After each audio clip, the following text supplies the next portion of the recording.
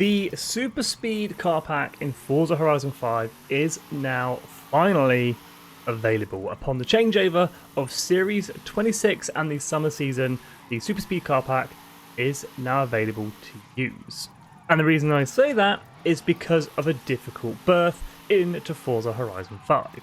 Originally, the Super Speed car pack was going to be available on Tuesday the 10th of October around 6 PM UK time. Players were hyped, players were excited to get their hands on these 4 brand new cars coming to FH5. They splashed out the $3.99 that this car pack cost to only find once they jump in game, they couldn't use the cars. Once you hopped into game and headed on over to the Super Speed car pack, once you jumped into that tab, you were then met with a blank screen. With very little communication from Playground Games, players were left scratching their heads. However, we did get some communication that the car pack would be arriving upon the season changeover to Series 26. So today we're going to jump in and check out all 4 cars. The 2022 Volkswagen Golf R, the 2022 Porsche 718 Cayman GT4 RS, the 2020 KTM X-Bow GT2, and the 2019 Elemental RP1. But this might be a longer video than usual from me, but first we'll jump into the 2022 Volkswagen Golf R. We'll sort of do this in PI class order. So we'll do the Golf, then we'll do the Cayman, then we'll jump in the Elemental, and then we'll jump in the KTM. So Golf R, Volkswagen up first. Now, my only issue with receiving the Mark 8 Golf R in this pack, and a lot of players feel the exact same way. If we head into the car pass and we head all the way back to February 2022, you can see the 2021 Volkswagen Golf R. So we've already received the Mark 7 Golf as paid DLC, and now we've got the Mark 8 as paid DLC. Nonetheless though, we shall head into the upgrade system and check out what's available. If we've got any wide body kits, we do not. We do have some engine conversions. So the stock engine is a 2 litre, and we have 315 horsepower. We can swap in a turbo rally engine with 300 horsepower, or we can swap in a 2.5 litre inline 5 turbo, 375 horsepower. Now, I'm not going to go super crazy on these cars with super crazy builds. I'm going to keep them in the class that they're in, maybe just take them to the top. But is there any interesting aero? The Mark 8 Golf, we have the normal Forza front flap and the Forza rear wing. So I'm going to leave both of those off this car. And then we've just got the sort of normal upgrades that you find on pretty much every other car. So I'm going to take it to the top of its class, and I'll see you in a sec. So with a few upgrades, we go from £3,400 down to £3,200. I've done a little bit of power, 315 up to 324. Class B 700, around 15 grand's worth of upgrades. So I've hopped into a quick race with the Golf Mark 8, and we're not going to spend too much time with this car as it is, well, a Golf, and it performs exactly like a Golf should. 4-wheel drive and pretty easy to drive. We've already got 7 variants of Golf in game, so yeah, we're not going to spend too much time with this car. Like I say, it just kind of does what a Golf does. It just handles quite well, good power delivery, no dramas on the racetrack, although we are currently 7th place and kind of struggling to get past this Honda on the left as we go around the outside. But yeah, it's a Golf, maybe with a bit more power, maybe Class A or Class S1, it'd be a little bit more lively, but I kind of like this car in Class B, no dramas from the Mark 8. Now, due to an off-track incident in lap 2, we are just going to nab 2nd place, but the Golf R feels like a Golf R. Across the line, 2nd place. So with the Golf R Mark 8 tucked away in the garage, let's bring out the 2022 Porsche 718 Cayman GT4 RS. This thing already looks super aggressive and ready for the track. Basically a track car for the road with its swan neck rear spoiler, aggressive rear diffuser, air intakes on the side, behind the rear window and behind the driver's door. We've got the vents on the front wings and that carbon fibre vented bonnet. So I don't think I need to do too much in the way of handling with this thing. I think we're just going to give it some power.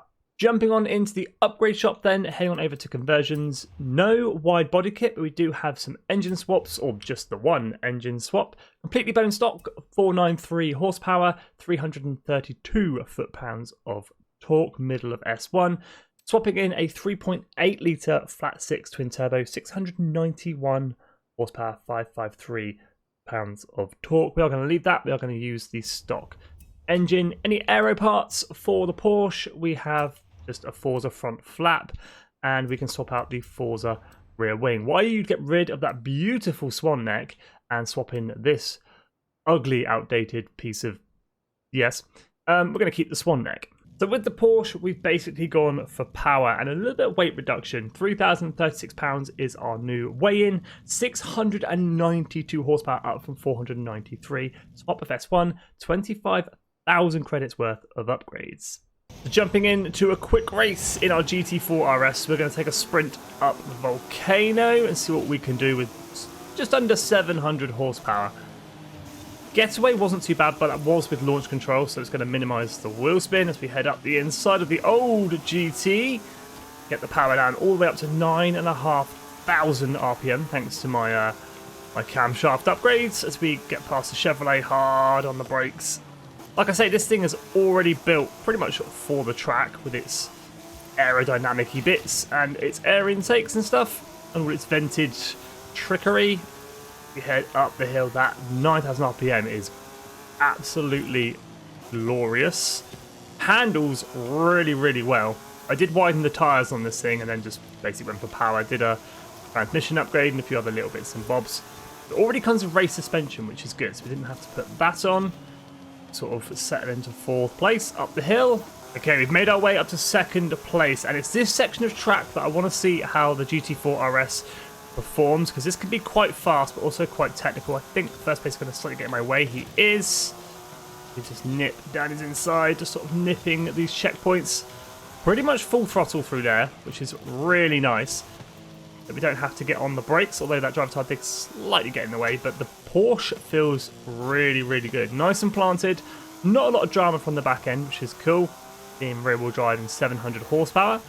It's got some nice wide rear tyres on this thing as we come up to the finish line. It's going to be across the line, first place. Now that GT4 RS felt great at the top of S1. 700 horsepower, some handling mods, felt really, really balanced, managing to beat expert driver tyres to the finish line, grabbing first place. Now on to the Elemental RP1. So upgrades for the Elemental RP1 over to conversions. Again, no wide body. Wouldn't have thought there would be for this thing, but no wide body nonetheless. Engine swaps, just the two, completely bone stock, 280 horsepower, 350 foot-pounds of torque, 1.6 inline 4 turbo rally engine, 300 horsepower, and a 3-litre V8 racing engine, 475 horsepower. This thing technically becomes an Ariel Atom V8 at that point. That would be insane. So just like the other cars, we are going to keep the stock engine. We'll head on over to the aero, see if there's anything extra in here. So for front bumper, we've got the Forza front flap, and then for the rear wing, we've got two Elemental options. So we've got like a little lip spoiler on the back, completely bone stock. We can have this massive rear wing from Elemental, or we can have it completely removed and have nothing at all. I think I'll actually go for the big rear wing. And just to balance it out, we are going to fit the well, it's not even a Forza front flap, is it? It's little canards on the front bumper. So with the RP1, we're now up to 327 horsepower, which doesn't sound a lot, but we are only weighing 1,412 pounds, which is super, super light for only 327 horsepower. Top of S1 900, 30 grand's worth of upgrades. So on to a quick race in the RP1, and 327 horsepower might not sound like a lot in this thing, but due to the lack of weight and the aero that we have, it is going to be more than enough, because in the corners we're going to destroy most things on track. That's why I've gone with the Chihuahua circuit, being quite small, quite twisty. This is where this thing is going to shine. If you get one of the longer tracks with some bigger straights and some higher top speeds, it's not going to do as well at all. As you can see, we're making positions left, right and centre. We can kind of get late on the brakes here, down to second gear as we get nudged by a Porsche. Probably a little bit upset that I overtook him. Up to fourth gear, into fifth as we zoom around at 120, full throttle, full steering lock left, up the inside of the Ferrari, hard on the brakes. Lovely, on to second place. It's feeling good. It's feeling solid. Like I say, it's the higher top speeds where this thing is gonna suck. Like there, the Ferrari is having a cheeky look down the inside because he's going a lot quicker than what I am. But the RP1 feels nice. A bit like the BAC Mono. So you join me on the final few corners and pretty much no dramas from the RP1. It's been a pretty solid race, very stuck down in the corners, but that's across the line, first place.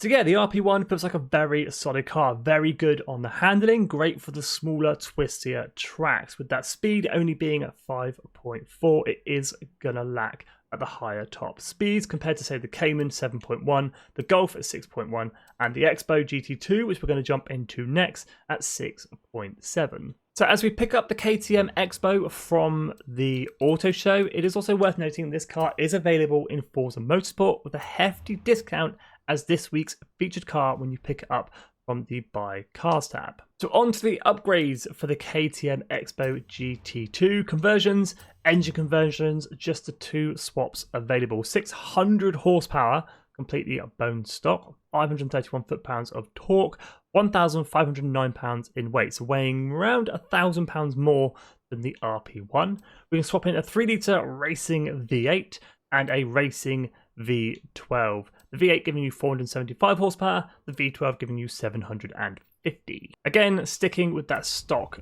engine, we've got no aero parts available for this car, but we do have kind of the standard upgrades that you find on normal cars.